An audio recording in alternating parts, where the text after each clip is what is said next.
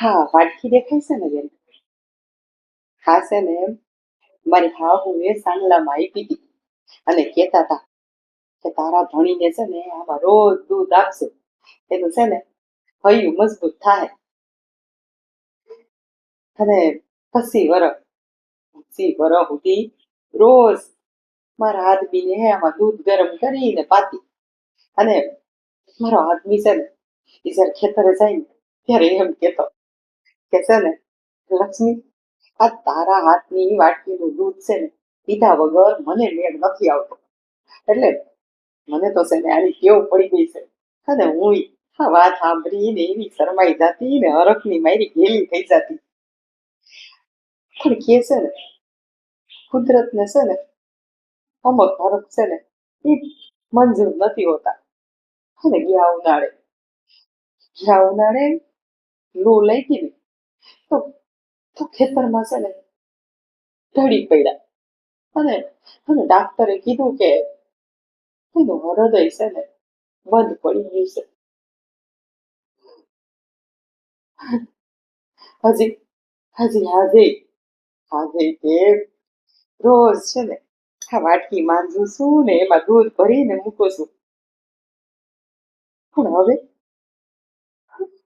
આ દૂધ પીનારો નથી રહ્યો. અને આ ઘર તો જાણે ખાવા દોડે છે. હાવ ખાલી ખાલી લાગે છે.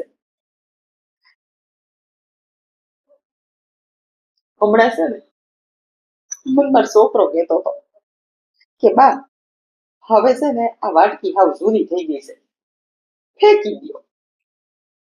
ત્યારે છે ને મેં કીધું કે બેટા, આ આ ખાલી વાટકી નથી. આમાં તો મારા મારા આદમીના હોઠનું હેઠું છે. મારા મારા હાથની લાગણીઓ છે. હા દેવ, કેવી રીતે ફેંકી દઉં?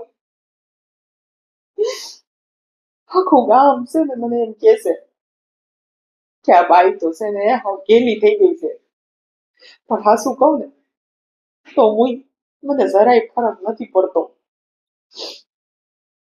કેમ કે આજે છે ને રાતના હું જયારે આ વાટકીને મારી મારી હૈયા હારે સોટાડીને હોઉં છું ને તો મને એમ થાય છે કે મારો ધણી મારી બાજુમાં જ સૂતો છે.